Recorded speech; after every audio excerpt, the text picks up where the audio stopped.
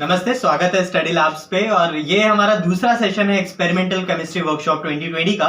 आज की जो थीम है वो किचन केमिस्ट्री है कि हम किचन में जो केमिस्ट्री हो रही है, किचन के जो सामान है, किचन में जो इंग्रेडिएंट्स अवेलेबल है, मटेरियल्स अवेलेबल हैं, हम उनके साथ केमिस्ट्री को थोड़ा सा एक्सप्लोर करेंगे। मैं चैट पे अवेलेबल रहूंगा। आप अपने प्रश्न, अपने क्वेश्चन वहां पुट कर सकते हैं। वीडियो के ओवर हो जाने के बाद आप कमेंट में भी अपने क्वेश्चंस भेज सकते हैं। डिस्क्रिप्शन बॉक्स में एक गूगल फॉर्म होगा, वहां पर आप क्वेश्चन या फीडबैक अपना भेज सकते हैं और उनको मैं मेल के थ्रू आंसर करूंगा। तो आप अभी अगर आप तुरंत अटेंड कर रहे हैं तो आप चैट बॉक्स में भी अपने क्वेश्चंस लिख सकते हैं, वहां पे मैं आंसर्स जरूर दूंगा। तो इसमें भी क्योंकि हम फायर का यूज करेंगे, कुछ हम एसिड्स का यूज करेंगे, तो सेफ्टी मेजर्स हमें, क्योंकि कुछ ऐसा नहीं होगा कि जो स्प्लैश हो सके, लेकिन फिर भी लैब कोट और ग्लव्स आप जरूर पहन के करिए। और अगर आप बहुत छोटे बच्चे हैं तो अडल्ट सुपरविजन में इनको जरूर करिए। जहां पर भी फायर का यूज हो या जहां पर भी आपको लगे कि थोड़ा सा रिस्क है, वहां पे अडल्ट सुपरविजन के अंडर में ही वो एक्सपेरिमेंट्स, वो एक्टिविटीज करिए। ऐसा नहीं कि यहाँ पर देखा और आपने डायरेक्ट ट्राई किया। तो ये कुछ सेफ्टी मेजर्स हैं। मेरी टीम में जो मेंबर्स हैं जो इस वक्त इस वर्कशॉप को कंडक्ट करने में हेल्प कर रहे हैं, मेरा छोटा भाई है उत्पल दास, को कैमरा हैंडल कर रहा है। मेरी छोटी बहन अनुप्रिया दास, आप पिछले वीडियो में इनको देख चुके हैं। वो दोनों मेरी फिर से इस वीडियो रिकॉर्डिंग में और इस सेशन में भी मेरी हेल्प कर रहे हैं। और चलिए शुरू करते हैं अपना केमिस्ट्री, किचन केमिस्ट्री या मिशन किचन का वर्कशॉप। ऑब्जेक्टिव क्या है इस सेशन का ऑब्जेक्टिव, या इस 4 वर्कशॉप की सीरीज का ऑब्जेक्टिव? फिजिक्स, मुझे काफी इंटरेस्ट है, मुझे फिजिक्स में काफी इंटरेस्टिंग लगता था और उसी में मुझे मजा भी आता था। केमिस्ट्री से तो देखा जाए कि मुझे डर ही लगता था। मेरे चाहे आप एग्जाम्स में देखें तो मार्क्स कम है, या वो मोटी मोटी किताबें केमिस्ट्री की मुझे कभी समझ में नहीं आई। आप मुझसे अभी भी अगर पूछेंगे कि ये मिलाएंगे इसमें तो क्या होगा, या इलेक्ट्रोफाइल क्या होता है, या सब्स्टिट्यूशन रिएक्शन क्या होती है, बहुत सारी थ्योरी तो मुझे आती भी नहीं है। केमिस्ट्री में आप कह सकते हैं कि मैं सेल्फ लर्नर हूँ, मैं खुद एक्सपेरिमेंट करता हूँ, मैं मिलाता हूँ, देखता हूँ कि क्या निकल कर आ रहा है, ऐसा करेंगे तो क्या होगा, वैसा करेंगे तो क्या होगा, इसको 1 हफ्ते रख देंगे तो क्या होगा, इसको 80 डिग्री पे लेके जाएंगे तो क्या होगा, 200 डिग्री पे लेके जाएंगे तो क्या होगा, इन तीनों को आपस में मिला देंगे तो क्या होगा। तो केमिस्ट्री मैंने किताबों से नहीं सीख रहा हूँ, मैं अभी भी सीख रहा हूँ। मैं यही कहूंगा कि मुझे केमिस्ट्री ऐसा नहीं है कि मैं मास्टर हूँ केमिस्ट्री का, या मुझे आती है, मैं सीख रहा हूँ, मैं हिट एंड ट्रायल कर रहा हूँ। और लॉकडाउन में मुझे वो मौका मिला, क्योंकि अब तो सब कुछ बंद हो गया, सारी दुकानें बंद हो गई हैं, तो बाहर जाके केमिकल्स नहीं ला सकते हैं।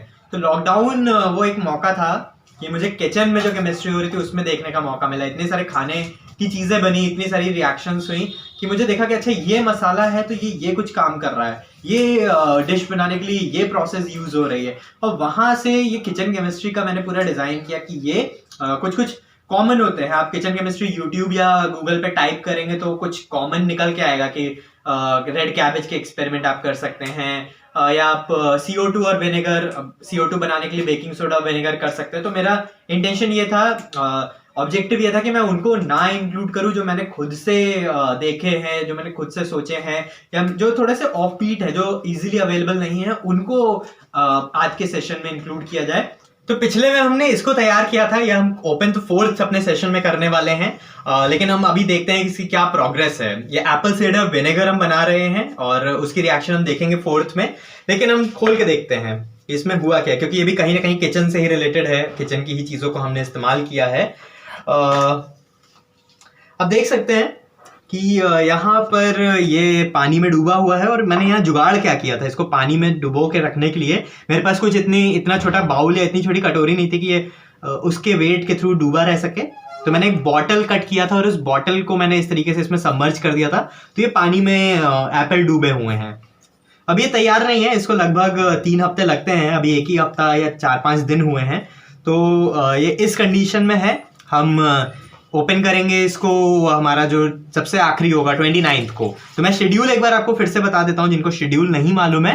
हमारा 8th को पहला सेशन हुआ था केमिस्ट्री ऑफ फायर पे, वो अगर आपने नहीं देखा है तो आप जरूर देखिए, अवेलेबल है यूट्यूब पे। 2nd आज हमारा 15 नवंबर को हो रहा है। 3rd हमारा 22 नवंबर को, संडे को हर वक्त 5 बजे ही होगा। और जो हमारा आखिरी सेशन होगा मैजिक ऑफ केमिस्ट्री, वो हमारा 29 नवंबर को 5 बजे होगा। तो उस दिन हम इससे रिएक्शंस करके देखेंगे, उस दिन हम इसको प्रॉपर तरीके से ओपन करके देखेंगे। लेकिन ये भी किचन केमिस्ट्री के अंडर ही आता है कि हमने एप्पल, शुगर और वाटर का इस्तेमाल करके हम कुछ विनेगर टाइप का बना रहे हैं। ओके, तो अब हम आगे चलते हैं। और अपना जो दूसरा रिएक्शन है उसकी तरफ हम बढ़ते हैं। अगर हम मटर की बात करें, तो एक डिश होती है मटर चाट करके, और उसमें क्या करते हैं, मटर को बेकिंग सोडा में डिप करके रखते हैं, सोक करके रखते हैं 4 घंटे 3 घंटे लगभग। तो जब मैंने ये देखा कि इसको मटर को बेकिंग सोडा में डिप करते हैं, तो एक प्रश्न उठा कि क्यों इसको डिप करके रखा जाता है। आखिर कुछ तो रीज़न होगा ना, ऐसे ही तो कोई रेसिपी नहीं बनी होगी कि सिर्फ मन किया और कर दिया। तो अगर मटर को बेकिंग सोडा में 3-4 घंटे सोक करके भिगो के रखा जाता है और फिर उससे कोई डिश बनाई जाती है, तो उसका रीज़न क्या है, तो वो थोड़ा सा हम एक्सप्लोर करते हैं। हम एक्सप्लोर कैसे करेंगे, हमारे पास ये लगभग 3 घंटे हो चुके हैं इसको सोक किए हुए। हम एक पैन में पानी ले लेते हैं, हम थोड़ा सा पानी ले लेते हैं और उसमें हम मटर को डाल के देखते हैं। तो हम इसको ऑन कर लेते हैं। सबसे पहले तो इसको ऑन कर लिया है, फ्रेम बस नहीं तो पेजेस ब्लॉक है। और हमारे पास कुछ मटर हैं, इसको जरा ओपन कर दो। हमारे पास कुछ मटर हैं और हम क्या करने वाले हैं, हमारे पास 3 टेस्ट ट्यूब्स हैं। आप यहाँ पे देखेंगे तो हमारे पास 3 टेस्ट ट्यूब्स हैं और इन तीनों टेस्ट ट्यूब्स में हम एक में विनेगर डाल देते हैं, एक में बेकिंग सोडा डाल देते हैं और एक में हम नॉर्मल अपना वाटर ले लेते हैं। ये मेरे पास विनेगर है, एक में मैं विनेगर डाल देता हूं,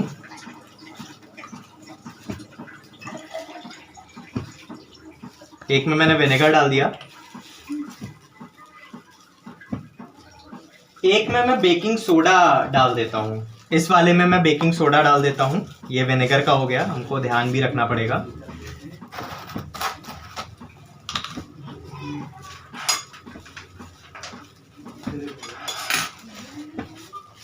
ये विनेगर हो गया, बेकिंग सोडा हम डाल रहे हैं, थोड़ा सा हमने बेकिंग सोडा लिया, हम इस वाले टेस्ट ट्यूब में बेकिंग सोडा डालते हैं। और तीसरे वाले में हमें पानी लेना पड़ेगा, तो हम पानी ले लेते हैं थोड़ा सा। तो इन दोनों में ही हमें पानी चाहिए होगा, तो हम इन दोनों में ही पानी ले लेते हैं।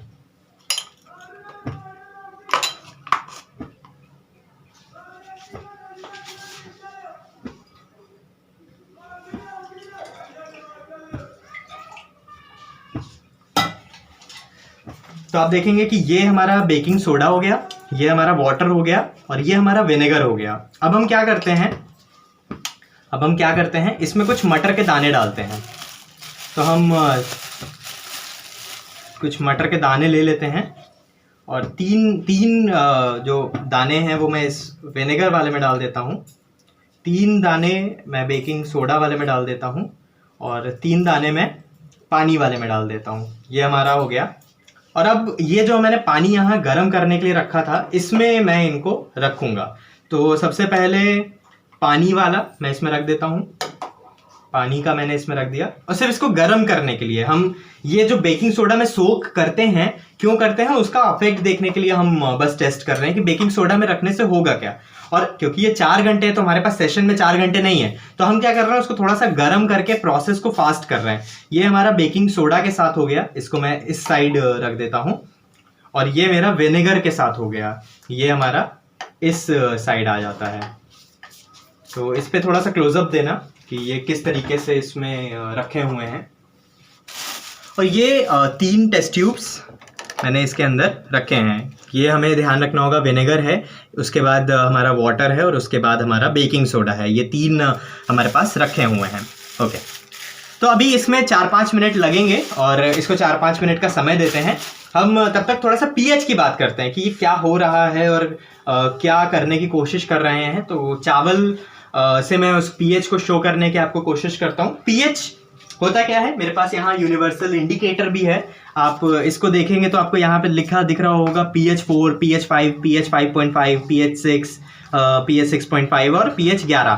तो जो pH होता है वो कहीं ना कहीं 0 से लेकर 14 तक के बीच का होता है और वो एक स्केल की तरह होता है। लेकिन स्केल में अगर आप ध्यान दें कि 4 और 5 यानी कि 4 सेंटीमीटर और 5 सेंटीमीटर के बीच का जो डिस्टेंस होगा वो 1 सेंटीमीटर होगा और 5 और 6 सेंटीमीटर के बीच का भी डिस्टेंस 1 सेंटीमीटर ही होगा, यानी 4 से 5 में जितना गैप आएगा वही गैप 5 से 6 में भी आएगा, लेकिन पीएच में ऐसा नहीं होता। तो अगर आप pH 7 देखें, तो अगर pH 7 को हम एक चावल के दाने के बराबर माने, होता क्या है pH का मतलब होता है minus of logarithmic H plus ion, कि किसी भी सॉल्यूशन में किसी भी जगह पे H प्लस यानी हाइड्रोजन आयंस के कॉन्सेंट्रेशन कितने हैं या OH माइनस के कॉन्सेंट्रेशन कितने हैं। तो अगर हम ये माने कि pH 7 का मतलब है सिर्फ एक हाइड्रोजन आयन है, तो pH 6 का मतलब क्या होगा? pH 6 का मतलब होगा कि उसमें 10 चावल के दाने होंगे या 10 H प्लस आयंस होंगे। हम pH 7 देखा 1, pH 6 देखा 10, pH 5 क्या हो जाएगा? pH 5 में हमारे पास 100 चावल के दाने होंगे। तो पहले में जब यहाँ डिफरेंस सिर्फ 9 का था, pH 6 और pH 7 के बीच का डिफरेंस सिर्फ 9 हाइड्रोजन आयन का था, वहीं पे अब pH 6 और pH 5 में जो डिफरेंस है वो कितने का हो गया है? वो लगभग 90 का आ गया है, राइट। अभी हम 100 से आगे चलें और pH 4 पे चलें, तो pH 4 पे हमारे पास क्या हो जाएगा? 100 की जगह पे 1000 चावल के दाने, यानी कि उसमें इतने हाइड्रोजन के आयंस होंगे, राइट। और ये रिलेटिव नंबर्स हैं, आप एब्सोल्यूट नंबर्स मत समझिएगा कि एग्जैक्टली इतने ही होंगे, रिलेटिव है, राइट। अभी ये pH 4 पे हुआ 1000 दाने। अभी हम अगर pH 3 पे चलें, अगर हम pH 3 पे चलें तो हमारे पास कितने चावल के दाने होंगे? 10,000, यानी कि उसमें pH 7 है तो उसमें H इतने ही है, हाइड्रोजन के आयन इतने ही हैं, लेकिन अगर pH 3 है तो उसमें हाइड्रोजन के आयन्स इतने होंगे, 10,000 होंगे। अगर हम pH 2 पर चलें तो pH 2 पर क्या हो जाएगा? 1 लाख चावल के दाने होंगे, जो कि लगभग इतने चावल के दाने होंगे, ये 1 लाख चावल के दाने के बराबर है, तो ये pH 2 हो गया। अगर हम बात करें pH 1 कितना होगा, तो pH 1 इतना ज़्यादा होगा कि अभी वो इस जगह पे मैं स्टोर भी नहीं कर सकता, लगभग 22 किलो का होगा। तो 22 किलो चावल या 22 किलो के आप इक्विवेलेंट अगर आप बोरियां समझें, अज्यूम करें, उसका मतलब होगा कि उतने H प्लस आयंस होने पर हमारा pH 1 होता है। और अगर pH 0 की बात की जाए तो 220 किलो, यानी कि एक बड़ा सा जो ट्रक होगा उसके अंदर जितने चावल के दाने भर सकते हैं, उतना चावल का दाना pH 0 होगा। तो आप ये pH से समझ सकते हैं चावल से कि ये लॉगरिथमिक सीरीज है, ये लीनियर नहीं है कि 1 से 2 पे गया तो उतने ही हाइड्रोजन बढ़ेंगे और 2 से 3 पे जाने पे उतने बढ़ेंगे, ऐसा नहीं होगा, वो लॉगरिथमिक बढ़ता रहता है। आई होप कि हमारा ये जो हमने बनाया था ये थोड़ा बहुत तैयार हो गया है। हम इसको देख सकते हैं, इसको उधर रख दो। ओके, तो थोड़ा सा मैं इसको फास्ट फॉरवर्ड कर देता हूँ, इसकी फ्लेम को बढ़ा देता हूँ और ये थोड़ा सा ऊपर करके इसमें दिखाना कि इसमें एग्जैक्टली हो क्या रहा है। ये बॉईल हो रहा है, ठीक है, आप इसमें देख सकते हैं कि ये बॉईल हो रहा है और इसमें विनेगर है, इसमें पानी है बीच वाले में, और इसमें बेकिंग सोडा है। और हम इसका इफेक्ट देखने वाले हैं कि क्यों हम मटर को सोक करते हैं, हम विनेगर में क्यों नहीं सोक करते हैं, हम इसको बेकिंग सोडा में ही क्यों सोक करते हैं। ओके, तो अभी इसको निकाल लेते हैं, इसको बंद कर देते हैं। लगभग 5 मिनट हो चुके हैं और खासतौर से जो बच्चे अगर करें तो इन सब एक्सपेरिमेंट्स में आग वगैरह से कुछ काम है और गर्म चीज़ों से हम डील कर रहे हैं, गर्म पानी से डील कर रहे हैं, तो थोड़ा सा ध्यान देकर करें। तो ये विनेगर वाला है, मैं विनेगर वाले को निकाल लेता हूँ। ये विनेगर वाला मैंने निकाल दिया है और ये जो विनेगर से निकले हैं ये कुछ इस तरीके से हैं। ये विनेगर वाला है, ये मेरे नॉर्मल हैं, जब कुछ भी नहीं किया मैंने, सिर्फ फ्रिज से निकाले हुए हैं, तो ये नॉर्मल है। अब मैं पानी वाला निकाल लेता हूँ, ये पानी से मैं निकाल रहा हूँ, जिसको पानी में 5 मिनट मैंने बॉईल किया है। तो हम देखते हैं कि उसकी प्रॉपर्टीज में क्या चेंजेस आए हैं।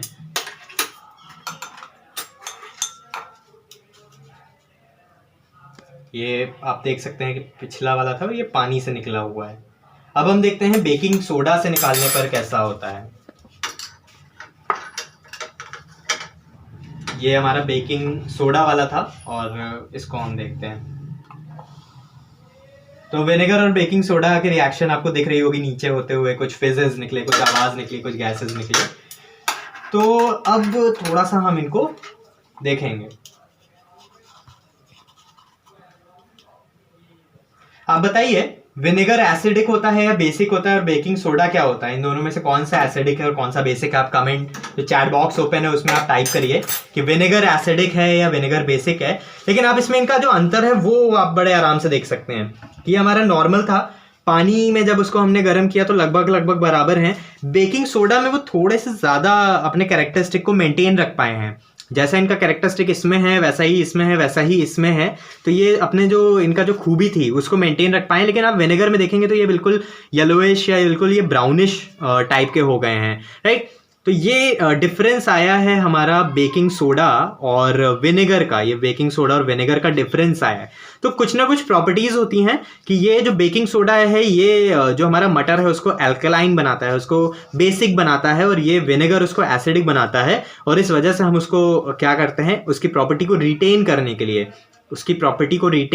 लिए, हम उसको बेकिंग सोडा में डिप करके सोक करके 3-4 घंटे रखते हैं, और फिर अगर हम बनाएं तो उसकी जो प्रॉपर्टीज़ हैं वो बेटर हो जाती हैं या उसमें वो मेंटेन रहेंगी। और ये बहुत छोटी सी एक रेसिपी है। ऐसी रेसिपीज़ के अंदर हमारी बहुत सारी केमिस्ट्री घूम रही होती है, बहुत सारी केमिस्ट्री उसी में होती है। और ये बहुत सिंपल सा टेस्ट है कि अच्छा इसमें करके देखेंगे तो क्या होगा, उसमें करके देखेंगे तो क्या होगा। ये हम हिट एंड ट्रायल करके देख रहे हैं और हमारे सामने ही उसका रिजल्ट है कि अच्छा इसमें ये हो गया और इसमें ये हो गया। मूविंग ऑन तो हम अपना जो हमारा नेक्स्ट एक्सपेरिमेंट है उसकी तरफ चलते हैं। चाय की पत्ती, राइट। तो ये भी हमारे किचन में अवेलेबल होता है। हम इसकी भी एक एक्सपेरिमेंट, इसकी भी एक एक्टिविटी देखेंगे। थोड़ा सा उबाल लेते हैं, थोड़ा सा चाय की पत्ती को उबाल लेते हैं। और यहाँ पानी गर्म हो ही रहा है, मैं इसमें लगभग 2 चम्मच चाय की पत्ती डाल देता हूँ। जब तक ये गर्म होता है, चाय उबलती है हमारी, हम क्या करते हैं, हम एक तब तक दूसरा एक्सपेरिमेंट, एक दूसरी गतिविधि देखते हैं। इसके लिए मेरे पास क्या है, प्याज, राइट। तो प्याज भी घर पे अवेलेबल होता है। मैंने इसको पानी में, नॉर्मल जो टैप वाटर होता है उसमें इसको डिप करके रखा हुआ है। I dipped it for approximately 24 hours, right. एक दिन लगभग हो चुका है। और अब इससे एक्सपेरिमेंट देखते हैं। तो ये अपने आप में एक इंडिकेटर की तरह काम करता है। Now what I have oxalic acid. This is a type of acid, oxalic acid. And I have sodium hydroxide. This is the base. So we are going to do an acid base test. हम एक acid base का test करने वाले हैं। मैं क्या करता हूँ, एक टेस्ट ट्यूब में ऑक्सैलिक एसिड मैं ले लेता हूँ, राइट। एक टेस्ट ट्यूब में मैंने ऑक्सैलिक एसिड थोड़ा सा ले लिया। And in the another test tube I am taking few NaOH, right? So I have mixed oxalic acid into this one, and I am mixing NaOH into this one, right? So these are my two test tubes, one containing an acid and another containing a base. Okay.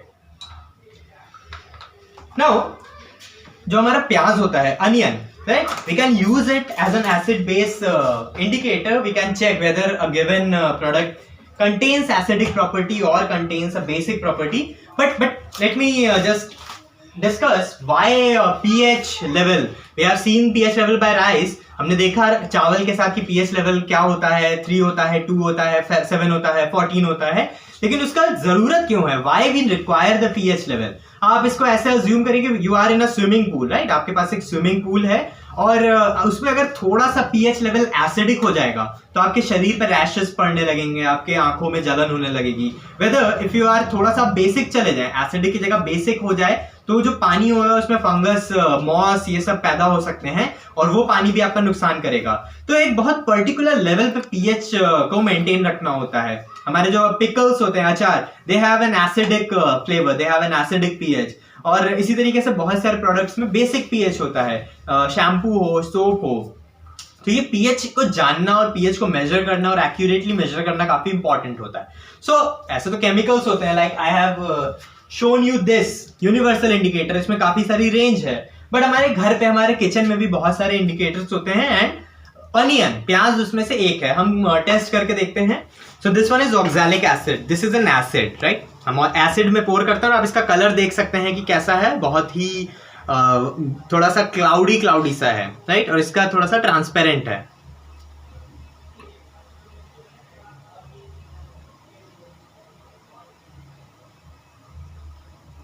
आप इसमें देखेंगे कि अभी भी ये थोड़ा सा transparent ही है, इसमें कोई चेंज नहीं आया। बट अगर हम इसको इसमें मिक्स करें, हम इसका थोड़ा सा देखते हैं कि क्या निकल कर आता है। अभी आप इसका कलर देख लीजिए, एंड आफ्टर मिक्सिंग ये थोड़ा सा ग्रीनिश हो गया होगा, या हल्का सा ग्रीन कलर का हो गया होगा, राइट। मैं इसमें आपको दिखाता हूँ कि ये हल्का सा ग्रीनिश हुआ होगा, ये पहले थोड़ा सा ट्रांसपेरेंट था and now it is a little bit, बहुत हल्का सा, ऐसा नहीं है कि आपको बहुत ज्यादा ग्रीनिश हो गया, बिल्कुल ग्रीन कलर का मिल गया, बट आपको एक शिफ्ट चेंज पता चला होगा कि इसके कलर में पहले ही जैसा रहा, but this the basic changes into a greenish colour, right. So onion peel indicates that this particular test tube, we know, हमने पहले ही देख लिया कि NaOH मिला रहे हैं, बट अगर हमें नहीं मालूम होता कि इसमें से कौन सा एसिड है कौन सा बेस है, हम कलर के चेंज को, कि एसिड के साथ it gives no colour change, but with base it gives a colour change, it turns into green, right. तो अब घर में जो एसिड होते हैं और घर में जो बेस होते हैं, विनेगर, बेकिंग सोडा, आप उनके साथ ट्राई करके देखो कि क्या उनमें आपको ये कलर का चेंज मिलता है या नहीं मिलता। Moving on to our next indicator, right. तो हमारे यहाँ पे जो चाय हम बना रहे थे, वो चाय यहाँ पे आई गेस कि बन चुकी है, ये बॉईल हो चुका है, और अब हम टी के साथ, हम चाय के साथ भी इंडिकेटर की तरह काम कर सकता है, वो भी एक इंडिकेटर है, और हम उससे भी टेस्ट करके देखते हैं।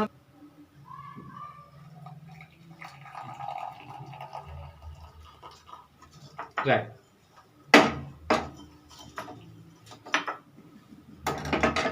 अभी हमारे पास टी है, ब्लैक टी है, और ब्लैक टी भी एक इंडिकेटर है। हम क्या करते हैं, हम फिर से टेस्ट ट्यूब्स ले लेते हैं, और हम क्या करेंगे, हम इनमें बाद में देखेंगे, लेकिन हम पहले विनेगर और बेकिंग सोडा जो हमारे पास घर पे अवेलेबल है, हम उसमें करके देखते हैं कि उसमें हमारे साथ क्या होगा इस ब्लैक टी इंडिकेटर का।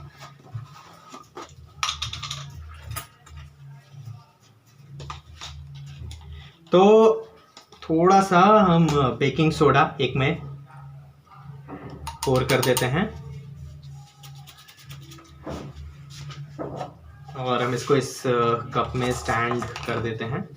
दूसरे में हम विनेगर डालेंगे, right.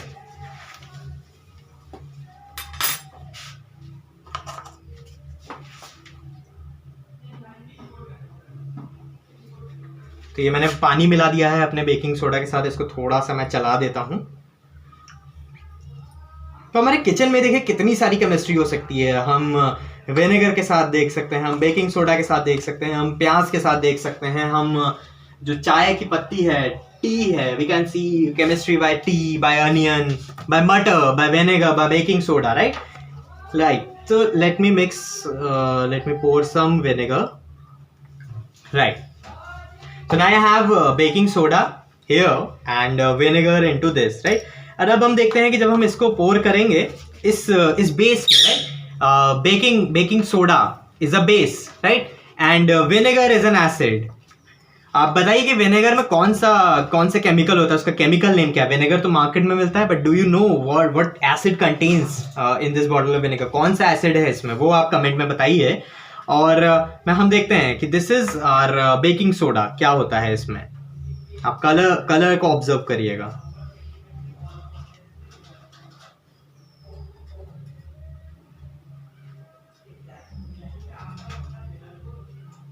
right. Okay, let me just pour into another test tube ताकि आप कलर का शिफ्ट भी देख पाओ। पहले इसमें देख लेते हैं तो कलर का शिफ्ट आपको समझ में आएगा। Okay, so this long one contains the original one, right?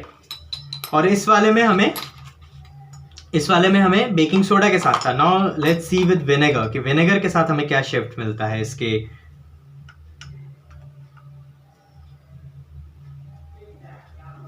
Can you see the color change, right? मैं इनको साथ में देता हूँ। So this one is the original one, this is with the vinegar। आप देखिए कि कितना चेंज आया है ये ब्लैक टी में, और ये आपका जो एसिड था, विनेगर था, उसके साथ में। And now let's just see कि इसके साथ क्या होता है। आप इसमें देखेंगे तो उतना शिफ्ट नहीं आया, इसमें भी शिफ्ट आया, डाइल्यूशन हुआ ही है, लेकिन इसका जो कलर है वो विनेगर के साथ बहुत डिफरेंट आया है, और आपका बेकिंग सोडा के साथ काफ़ी डिफरेंट निकल कर आया है। सो दिस इज, जो लाइट हो जाए, कलर में शिफ्ट लाइट हो, that one is acid, right, and this one is आपका बेस, कि इसमें इतना शिफ्ट नहीं आया है, ये अभी भी डार्क है। तो ये आपका टी इंडिकेटर है, एक तरीके का चाय का इंडिकेटर आपको मिल गया। You have made a T indicator कि हम चाय से पता लगा सकते हैं कि कौन सा हमारा एसिड है और कौन सा बेस है, right. So a lot of chemistry can happen in the kitchen. तो हमने अभी देखा जो हमारा ब्लैक टी था वो घर के जो केमिकल थे ना, जो घर का एसिड था, घर का बेस था NaOH और विनेगर और बेकिंग सोडा। लेकिन हम NaOH जो हमारा ग्रीन वाला था और ये जो ऑक्सैलिक एसिड था इसमें भी मिक्स करके देखते हैं कि इसमें क्या होगा। तो मैं पहले इसको ऑक्सैलिक एसिड में मिक्स करता हूँ।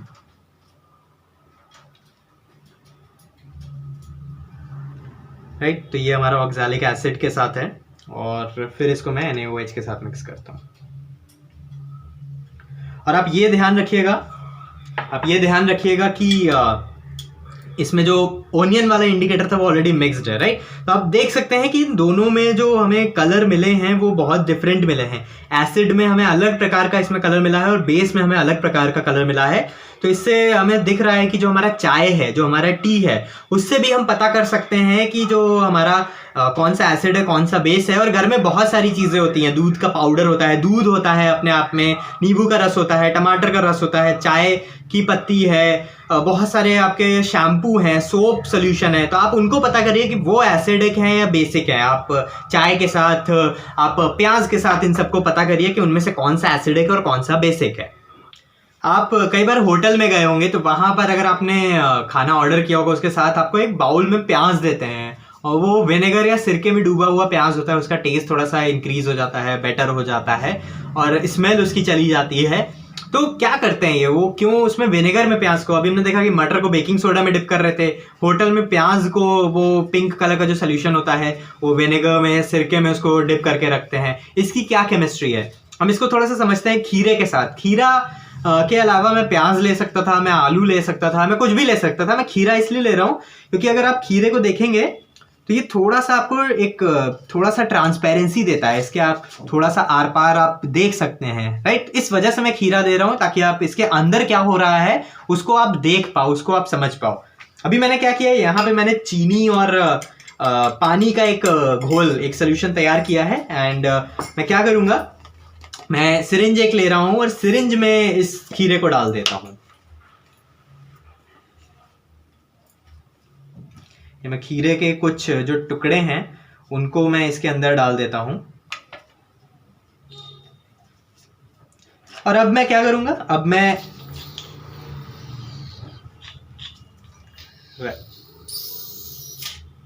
इसके अंदर जितना भी पहले पानी है वो सब मैं निकाल देता हूं। और ये जो मेरा सोल्यूशन था चीनी का, उसको मैं इसमें भर लेता हूं।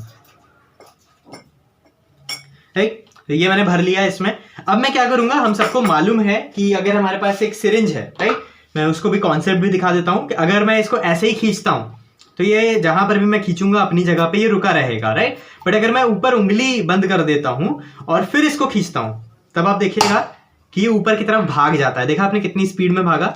अगर मैं इसको ऐसे रखता हूं ऊपर उंगली और फिर इसको खींचता हूं तो आप देखेंगे कि ये ऊपर की तरफ, नीचे रुकेगा नहीं, ये छोड़ते ही ऊपर की तरफ भागेगा। तो इसी कॉन्सेप्ट का मैं यूज करने वाला हूँ, इसी सेम कॉन्सेप्ट का मैं यूज करने वाला हूँ। मैंने इसमें भर लिया है और मैं इसमें क्या करूंगा, इसमें उंगली रखूंगा और फिर इसको खींचूंगा, नीचे की तरफ खींचूंगा। राइट, तो इसमें थोड़ा सा जूम करना, देखना कि कुछ आ पाए। तो अभी इसके अंदर खीरा है और ये चीनी का सोल्यूशन, शुगर सोल्यूशन है इसमें। राइट, मैं इसको खींचता हूं, देखना कैमरे में, तो आप देखेंगे कि कुछ कुछ यहाँ पे पानी में आपको बबल्स दिख रहे होंगे। इसको अच्छे से मिक्स भी कर लेते हैं ताकि इसके अंदर की जो हवा है वो निकल पाए। राइट,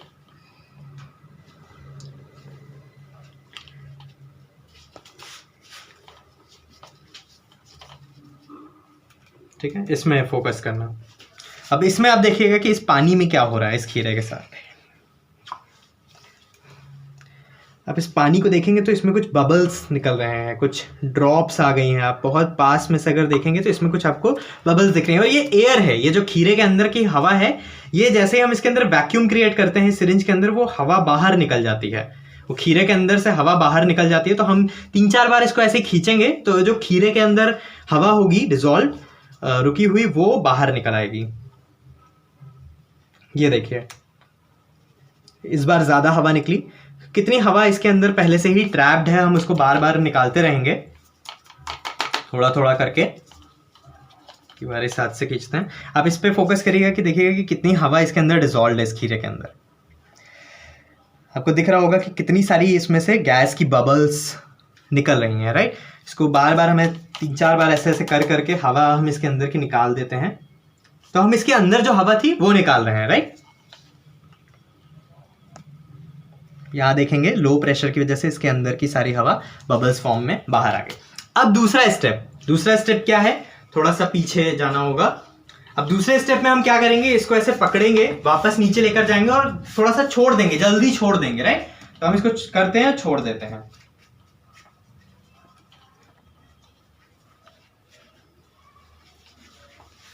ये मैंने खींच लिया और बहुत फोर्स के साथ ये वापस ऊपर गया। एक बार और कर लेते हैं। ये मैंने खींचा और ये बहुत फोर्स के साथ ऊपर गया। तो वो क्या करता है, उसके अंदर उस लिक्विड को, शुगर सॉल्यूशन को स्क्वीज कर देता है। ओके, तो अब ये तैयार हो चुका है और अब हम वापस पास में आकर देख सकते हैं कि इसमें क्या हुआ होगा। पानी निकाल देते हैं इसका, जो भी हमारे पास सोल्यूशन था उसको पूरा वाइप आउट कर देते हैं।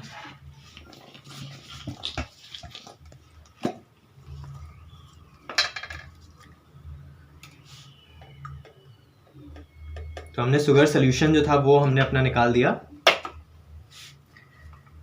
और ये जो हमारा खीरा था, अब इस खीरे को आप देखिए, इस खीरे को देखिए कि आप इसमें, आपको ये और ज़्यादा ट्रांसपेरेंट हो गया है। क्यों हो गया है और ज़्यादा ट्रांसपेरेंट? ये इसलिए और ज़्यादा ट्रांसपेरेंट हो गया है कि इसके अंदर जो हवा डिजॉल्व थी, हमने उस हवा को भी बाहर निकाल दिया है। हमने उस हवा को बाहर निकाल दिया है और उसको रिप्लेस कर दिया है शुगर सोल्यूशन से। तो ये, क्योंकि हमने चीनी का इस्तेमाल किया है तो हम इसको खा सकते हैं। आप इन दोनों में डिफरेंस देखिए कि ये वाला जो हमारे पास खीरा था और ये वाला जो खीरा है, आप इन दोनों में आपको डिफरेंस समझ में आ रहा होगा। सो आप कंपैरिजन देख सकते हैं। इसके अंदर हवा डिजॉल्व है, इस खीरे के अंदर, इस कुकुम्बर के अंदर अभी भी हवा डिजॉल्व है। इसमें हमने हवा को निकाल दिया है and we mix sugar solution into this. We force by pressure, with the help of pressure we force the liquid inside this, and this is exactly happen when we soak whether peas into the baking soda। जब हम मटर को भिगोते हैं baking soda में, या हम onion को vinegar में डिप करते हैं, the same process happen. We just make it fast forward. हमने उसको बहुत जल्दी, कुछ क्विक सेकेंड्स में, 1 मिनट के अंदर उस प्रोसेस को कर लिया।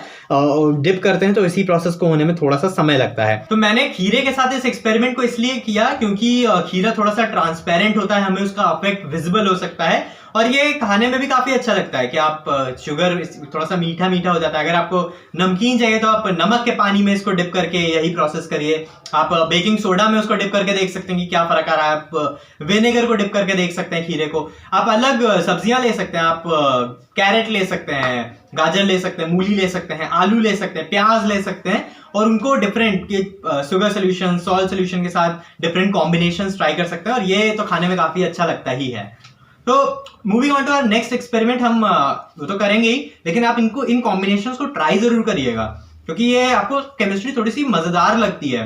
आपको समझ में आता है कि अच्छा वो जो प्रोसेस हो रही है उसको हम फास्ट कैसे करें, कौन सी प्रॉपर्टीज चेंज हो रही हैं, क्यों चेंज हो रही हैं, हम खुद कैसे कंट्रोल कर सकते हैं उन प्रॉपर्टीज को। ये जब आप करते हैं तब आपको समझ में आता है कि अच्छा खीरे को विनेगर के साथ करेंगे तो क्या होगा। तो ये करना काफी ज्यादा जरूरी है और ये ऐसा बहुत सिंपल सा एक्सपेरिमेंट है, बहुत सिंपल सी एक्टिविटी है, आप करिएगा जरूर इसको। तो हम अपने अगले एक्सपेरिमेंट, अपने अगली गतिविधि की तरफ चलते हैं। तो जो घर पे एक और हमारे पास केमिकल, हम उसको कहेंगे आज के सेशन के लिए एग, अंडा। अभी इसमें ये जो शेल होता है, इसके अंदर भी तो बहुत सारी केमिस्ट्री है, बट इसका जो बाहर वाला शेल है ये भी अपने आप में एक एक्सपेरिमेंट दिखाता है और काफी मजेदार होता है। कैल्शियम कार्बोनेट, ये जो इसका शेल बना होता है अंडे का, एग का, वो कैल्शियम कार्बोनेट होता है, CaCO3। और इसको अगर हम, इस एग को हम डिसॉल्व करें एक विनेगर यानी कि एक एसिड में, तो हम देखते हैं कि इसमें क्या होगा। तो मेरे पास विनेगर है, यहाँ पर ये एग है और हम इसका रिएक्शन देखने वाले हैं। तो मैं थोड़ा सा पास आ जाता हूँ कि अब इस पे फोकस करना है कि हम देखेंगे कि इसमें क्या होगा।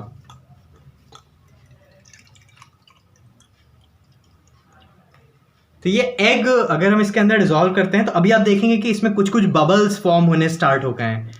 थोड़ा सा अगर हम इसको टाइम देंगे तो आप देखेंगे कि इसमें बबल्स फॉर्म हो रहे हैं और ये इसकी जो नंबर्स हैं ये बढ़ते चले जाएंगे, कि क्वांटिटी बबल्स की बढ़ती चली जाएगी। तो ये बबल्स क्या हैं? किसी को अगर आंसर मालूम हो तो वो कमेंट में बताए, मैं बताता हूँ कि ये बबल्स क्या हैं। लेकिन यहाँ पर हो क्या रहा है, यहाँ पर भी वही एसिड बेस उसी सब का काम चल रहा है। N acid is reacting a chemical, one chemical is reacting with another chemical, और उन केमिकल्स के मिलने से कुछ प्रोडक्ट रिलीज हो रहा है, कुछ प्रोडक्ट बन रहा है, और हमें दिख रहा है कि वो बबल्स के फॉर्म में, यानी कि वो गैस के फॉर्म में है। It is the product which is forming by mixing these two, vinegar and egg is creating a product in the gaseous phase. It is releasing some gas, and that gas is coming off as bubble. वो bubble के form में वो gas बाहर निकल रहा है। तो क्या है वो गैस, कौन सी गैस है, क्या रिएक्शन हो रहा है यहाँ पे इस एग शेल और इस विनेगर के बीच में? तो ये कार्बन डाइऑक्साइड है, the gas is CO2, right. So कितना अच्छा एक्सपेरिमेंट है ना, कि हम एक एसिड लेते हैं, हम एक एगशेल लेते हैं, और उनसे हमें वाटर भी रिलीज होता है। इसमें वाटर भी अभी वो दिख नहीं रहा होगा क्योंकि ये खुद भी वाटर की तरह ट्रांसपेरेंट है विनेगर, तो वाटर रिलीज होता है और कार्बन डाइऑक्साइड रिलीज होता है, और हमें उसका रिएक्शन मिलता है। बट ये तो सडन तुरंत वाला रिएक्शन था कि हमें इसमें बबल्स दिखने लगे। अगर हम इसको एक दिन के लिए रख देते हैं, तो मैं उसका प्रोडक्ट दिखाता हूँ कि अगर हम एक दिन के लिए रख देते हैं तो ये जो इसका एगशेल है ये डिज़ोल्व होने लगता है। ये लगभग 24 आवर्स तक रखा हुआ है, तो कहीं कहीं पे ये डिज़ोल्व हो गया है और कहीं कहीं पे अभी ये डिज़ोल्व होना है, जैसे यहाँ पर ये अभी डिज़ोल्व होना बाकी है, राइट। तो यहाँ आप देखेंगे ये जो येलोइश है ये अपने आप में डिज़ोल्व यहाँ पर हो चुका है। मैं आपको लगभग 48 आवर्स 2 दिन का भी रिजल्ट दिखाऊंगा, बट अभी ये कितना है 24 आवर्स का है, और ये बाउंसी एग बन जाता है। अगर ये पूरा हम इसको थोड़ा और रख देते हैं, मैंने निकाल लिया बीच में से ही, बट अगर हम we kept it for 1 more day for 24 more hours, the whole shell will disappear. ये पूरा शेल जो वाइट वाला था ये पूरा शेल गायब हो जाता और ये बाउंसी एग बन जाता। तो कल वाला मैंने थोड़ा सा पहले निकाला था, बट ये अपने आप में ही सारा डिज़ोल्व हो गया है और ये रेडी है। तो इसको पहले निकाल लेते हैं। मैंने इसको चम्मच से थोड़ा सा फंसा के रखा था ताकि ऊपर ना आए। इसको निकालते हैं और देखते हैं कि इसका क्या हालत है।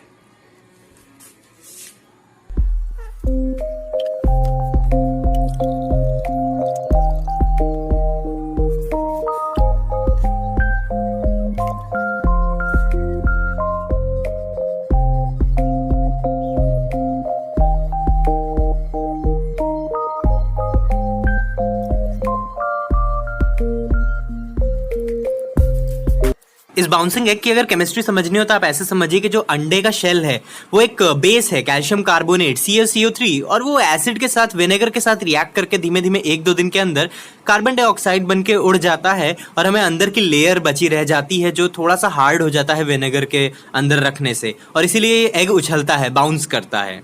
ओके, तो एग में 2 कंपोनेंट होते हैं। We have 2 components in egg. One is egg yolk which is yellowish and the other one is egg white. Now let's just discuss how or what is the chemistry of cooking an egg, right? जैसे ही हम egg को pan में डालते हैं, it turns into a white. If we put this egg white into a pan, a heated pan, it turns into a white solid, right? So what is the chemistry of it?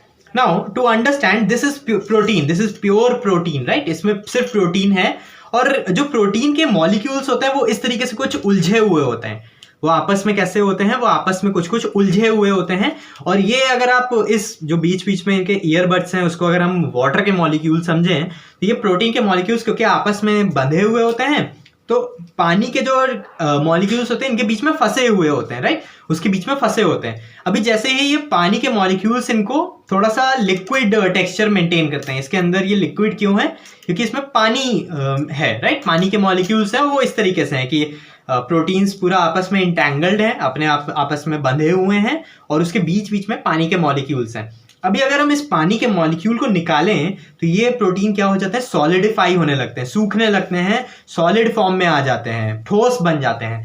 तो पानी को निकालने का तरीका क्या होता है कि हम उसको गर्म कर दें।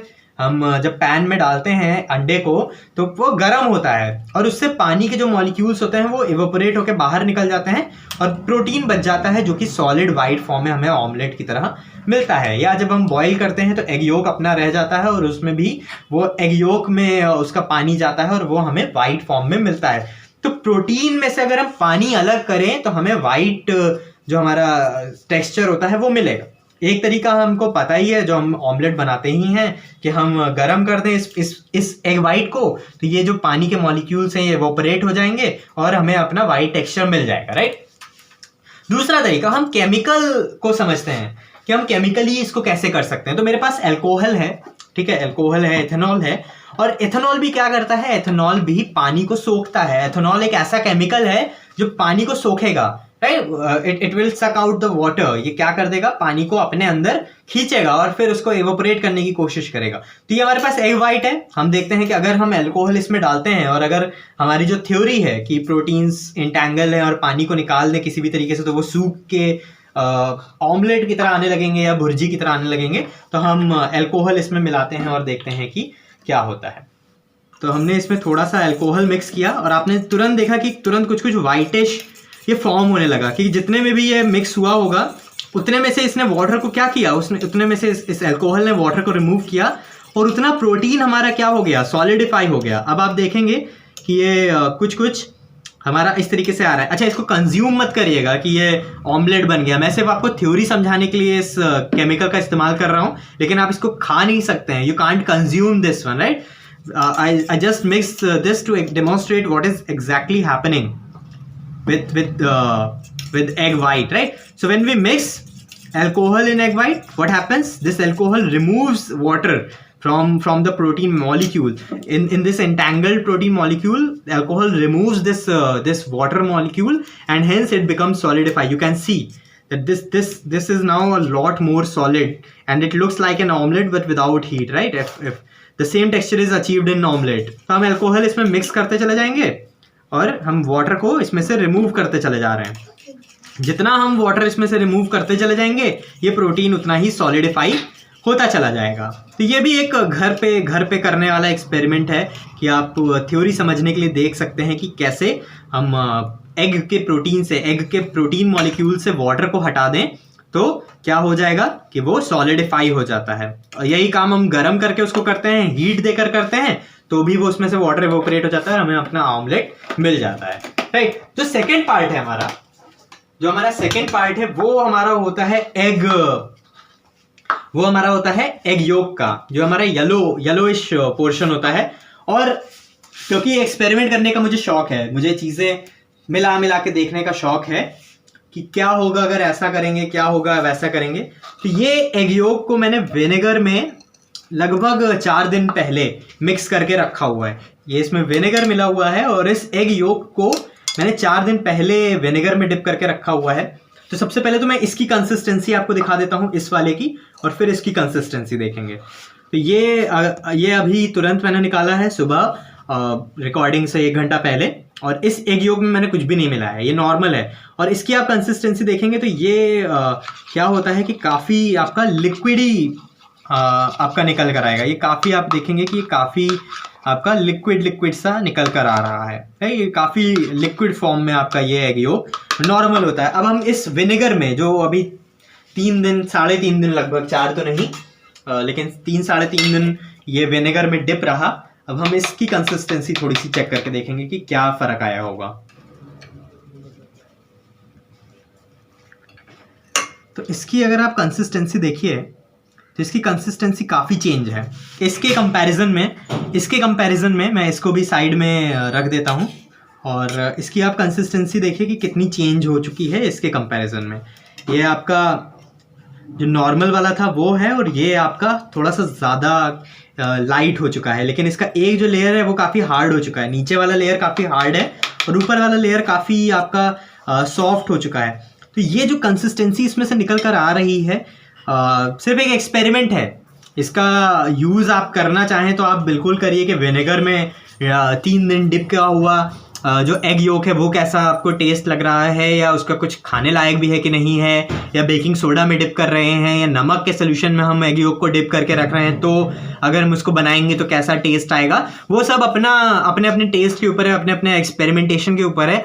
लेकिन ये एक पॉसिबल तरीका है, ये एक रास्ता है, ये एक वे है कि हमारे पास कुछ चीज़ें थी, हम उसको वैसे ही क्यों बनाएं, हम उसमें कुछ चेंज करके देखते हैं। हम एग योक को वैसे ही क्यों बना रहे हैं, हम एग योक को विनेगर में डिप करके देखें कि अब क्या होगा। हम एग योक को पानी में डिप करके रखें, हम एग योक को सॉल्ट के सोल्यूशन में डिप करके रखें, 2 दिन रखें तो क्या फ़र्क आएगा, 7 दिन रखें तो क्या फ़र्क आएगा, क्या फ्रिज में रखेंगे और उसका बर्फ़ जमा लेंगे और फिर उसको किसी में डिप करेंगे तो कुछ फ़र्क आएगा। तो ये सारे एक्सपेरिमेंटेशन किचन में पॉसिबल है करना, इस एक्सपेरिमेंट से मैं ये आपको कन्वे करना चाहता था कि ज़रूरी नहीं है कि चीज़ें जैसी चल रही थी वैसी ही चलती रहें। हम उसमें अपने तरफ से कुछ एलिमेंट्स ऐड कर सकते हैं, हम उसमें अपने एक्सपेरिमेंटेशन ऐड कर सकते हैं। आप इन दोनों में फ़र्क एक बार फिर से देख सकते हैं, क्योंकि उसमें वो एग फूड गया है तो ये विनेगर में मिक्सड है और ये नॉर्मल है। तो क्या फ़र्क होगा? कुछ तो फ़र्क होगा, राइट? कंसिस्टेंसी में काफ़ी फ़र्क है, ये थोड़ा सा थिक है और ये काफ़ी थिन हो चुका है। क्या फ़र्क आया होगा वो सब हम देख सकते हैं। तो हमारा अगला एक्सपेरिमेंट है या अगले 2 एक्सपेरिमेंट है वो हम अंगूर के साथ कर सकते हैं। तो अंगूर बड़े आराम से अवेलेबल होते हैं, खाने में भी अच्छे लगते हैं। मैंने क्या किया है, एक लकड़ी ली है और उस पर इन 2 जो अंगूर हैं उसको 2 साइड पे बांध दिया है और उसके बाद एक थ्रेड से इसको लटका दिया है। अभी ये बैलेंस अपने आप में हो चुके हैं और मेरे पास एक मैग्नेट है, मेरे पास ये नियोडियम मैग्नेट है और मैं देखता हूँ कि मुझे इसको थोड़ा सा स्टेबल रखना पड़ेगा। और जैसे ये स्टेबल होगा हम देखते हैं कि मैग्नेट के साथ क्या करेगा।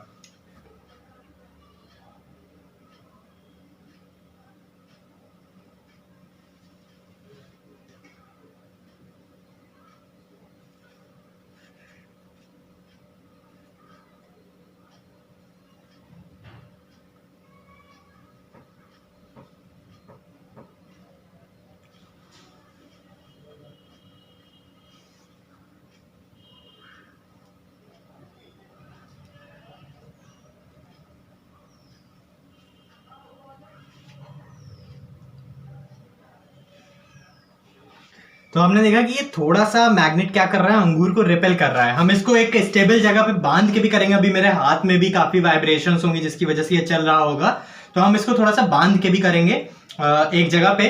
उससे पहले इसको बांधने से पहले हम अंगूर की एक और रिएक्शन देख लेते हैं।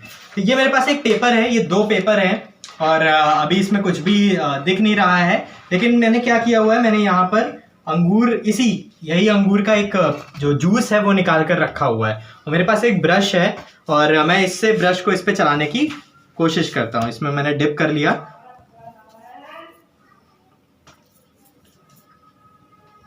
आपको दिखेगा कि जैसे ही मैं इसको चला रहा हूँ कुछ अपीयर हो रहा है, कुछ मैंने पहले से ही इस पे लिख रखा है और जैसे ही मैं इस जूस को, ग्रेप जूस को इस पे अप्लाई करता हूँ, कुछ वर्ड्स इसमें से निकलकर आने लगते हैं। इस जो एक्सपेरिमेंट है इसको इनविजिबल इंक कहते हैं और ये इनविजिबल इंक की तरह कुछ अपीयर होने लगता है। तो ये क्या किस चीज़ से मैंने लिखा होगा, ये क्या चीज़ ग्रेप जूस में है जो रिएक्ट कर रही है पेपर के साथ या पेपर पे जो केमिकल मैंने अप्लाई करके रखा हुआ है उसके साथ, और उसकी वजह से ये विजिबिलिटी मिल रही है। तो ये क्या होगा? आपके अगर कुछ गेसेस हैं तो वो आप चैट में बताइए, कमेंट में बताइए कि क्या हो सकता है, ये कौन सी चीज़ होगी जो रिएक्ट कर रही है और हमें कुछ यहाँ पे सीक्रेट इंक की तरह एक सीक्रेट मैसेज डिलीवर हो रहा है। तो आप बताइए चैट में कि कौन सा केमिकल इस पेज पे होगा और इसके अंदर कौन सा वो केमिकल होगा या क्या रिएक्शन हो रही होगी जिसकी वजह से ये हमें यहाँ पर एक सीक्रेट मैसेज हमें यहाँ पे दिख रहा है, और क्या इसी तरीके की कोई और भी रिएक्शन है जो इस तरीके के हमें सीक्रेट मैसेजेस शो करते हैं। तो ये हमारा एक जो ग्रेप जूस के साथ एक्टिविटी है इनविजिबल इंक की या सीक्रेट मैसेज की, वो हम इससे कर सकते हैं घर पे। हम ग्रेप को अभी बांधते हैं किसी जगह पे और स्टेबल तरीके से उसको मैग्नेट के साथ भी उसका देखते हैं। तो हम ये ग्रेप वाला जो अंगूर वाला एक्सपेरिमेंट है, एक्टिविटी है, करने छत पे आए हैं।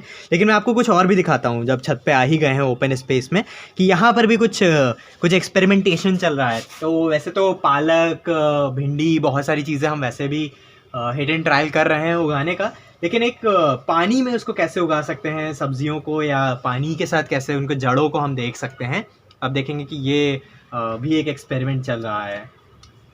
चना, ये चने के जड़ हैं, तो हम मिट्टी में होता है तो हम उसको देख नहीं सकते हैं, लेकिन क्योंकि हम पानी में उसको उगाने की कोशिश कर रहे हैं तो हम उसके जो रूट्स के स्ट्रक्चर हैं वो भी बड़े आसानी से देख सकते हैं। तो जो खास तौर पे टीचर्स देख रहे हों या जो पेरेंट्स देख रहे हों उनके लिए ये काफ़ी सही है कि वो रूट्स को ले सकते हैं और बच्चों के साथ डिस्कशन कर सकते हैं, उनको एक्टिविटीज़ दे सकते हैं, उनको चार्ट बनाने के लिए दे सकते हैं और वो प्लॉट कर सकते हैं कि कैसा रूट कौन से पेड़ का है, किस तरीके का है, और कितना पानी है, कितने दिन में बदलना है। ये भी अपने आप में पैरामीटर्स चेंज करके देख सकते हैं कि अगर हम मिट्टी में उगा रहे हैं तो कितने जल्दी उसका ग्रोथ हो रहा है, पानी में उगा रहे हैं तो कितना जल्दी उसका ग्रोथ हो रहा है।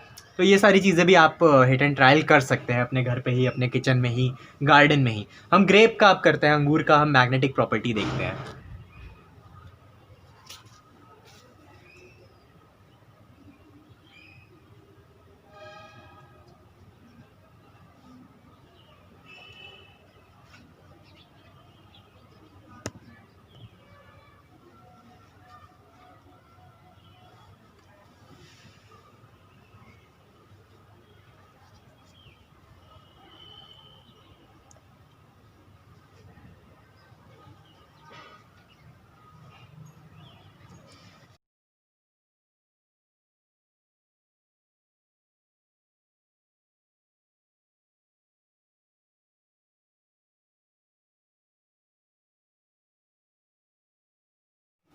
तो एक छोटा सा रिकैप कर लेते हैं कि आज हमने क्या देखा, और जो मेरा इंटेंशन भी था इस सेशन को डिजाइन करने का, जब मैं सोच रहा था कि क्या करना है, तो कुछ कुछ जब आप गूगल पे जाएंगे और किचन केमिस्ट्री सर्च करेंगे, टाइप करेंगे किचन केमिस्ट्री एक्सपेरिमेंट्स या एक्टिविटीज गूगल पे या यूट्यूब पे, तो कुछ एक्टिविटीज बहुत कॉमन निकल कर आती हैं। जैसे रेड कैबेज इंडिकेटर निकल कर आता है, या विनेगर और बेकिंग सोडा को मिक्स करके CO2 बनाने का एक बहुत कॉमन एक्सपेरिमेंट एक्टिविटी निकल कर आती है।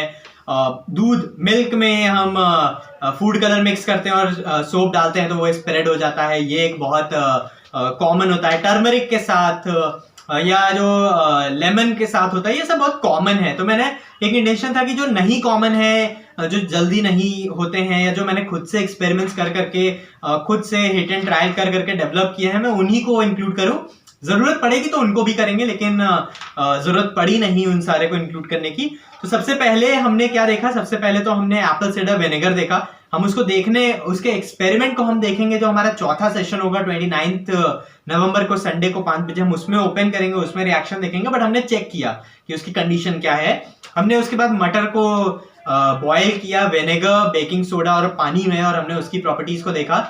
हमने पीएच को समझने की कोशिश की कि क्या उसके लीनियर स्केल नहीं होती है, लॉगरिथमिक स्केल होती है। pH 6 pH 7 में क्या डिफरेंस है, pH 3 pH 4 में क्या डिफरेंस है, क्यों इंपॉर्टेंट है।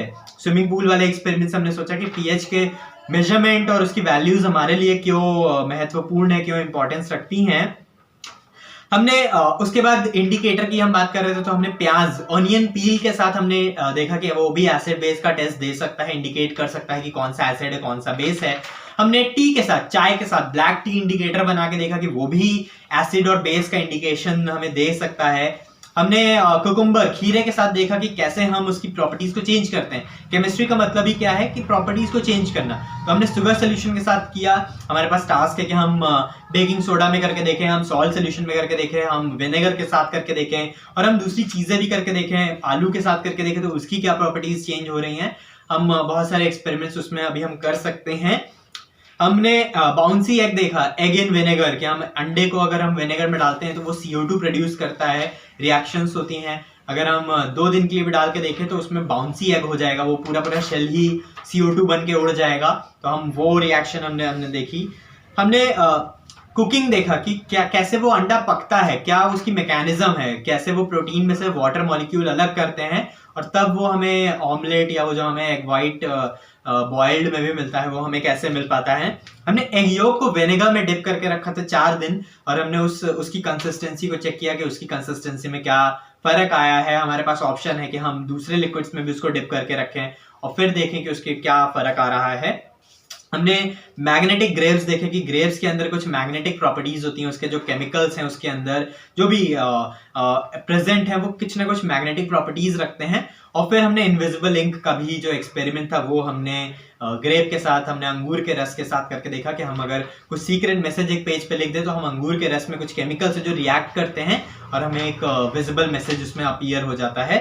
तो ये हमारे पास कुछ हमने एक्सपेरिमेंट्स आज देखे, कुछ एक्टिविटीज देखी। आपके पास 2 टास्क हैं कि आप विनेगर क्यूब और आइस क्यूब में डिफरेंस पता करिए कि कितनी देर में वो मेल्ट होता है, और एक एक्सपेरिमेंट एक आपके पास है कि आप हॉट आइस बना के इन दोनों को रिकॉर्ड करके इन दोनों के वीडियोस बना के मुझे भेज सकते हैं। मैं उनको अगला जो सेशन होगा उसमें अटैच करूंगा, उसमें उसके वीडियोस को अटैच करूंगा। जो हमारा 3rd वर्कशॉप है वो हमारा 22 नवंबर को होगा, शाम को 5 बजे का ही समय होगा, संडे है। तो वो हमारा रेस ऑफ रिएक्शंस के ऊपर है, जो थीम है उसकी कि हम रिएक्शंस की रेस को देखेंगे कि किस तरीके से रिएक्शंस अकर करती हैं, उनके पीछे का मैकेनिज्म क्या होता है। एक फीडबैक फॉर्म मैंने डिस्क्रिप्शन बॉक्स में, गूगल फॉर्म है, तो अगर आपके कोई सवाल रह गए हैं अभी भी, आप वहां पे वो उस गूगल फॉर्म में अपने सवाल भेज सकते हैं। अपडेट्स के लिए उस गूगल फॉर्म को भर सकते हैं, रिसोर्सेज के लिए उस गूगल फॉर्म को भर सकते हैं, और इस सेशन के लिए अगर आपके पास कोई फीडबैक है तो भी आप उस गूगल फॉर्म में अपने फीडबैक्स फिल कर सकते हैं। तो आप बहुत सारे कामों के लिए उस गूगल फॉर्म का इस्तेमाल कर सकते हैं। और अगर आपको लगता है कि इन सेशंस के साथ कुछ वैल्यूज हैं, आपको कुछ समझ में आ रहा है, आपको कुछ नया मिल रहा है, तो आप सब्सक्राइब जरूर करिए, और इन सेशंस के बारे में जो हो चुके हैं, जो हो रहे हैं और जो होने वाले हैं, उनके बारे में भी शेयर जरूर करिए। जो भी आपको लगता है कि रेलेवेंट है स्टूडेंट्स के साथ, पेरेंट्स के साथ, टीचर्स के साथ, या जिनको नॉर्मली भी साइंस में, केमिस्ट्री में थोड़ी सी दिलचस्पी हो, आप उनके साथ इन सेशंस को शेयर जरूर करिए। Thank you.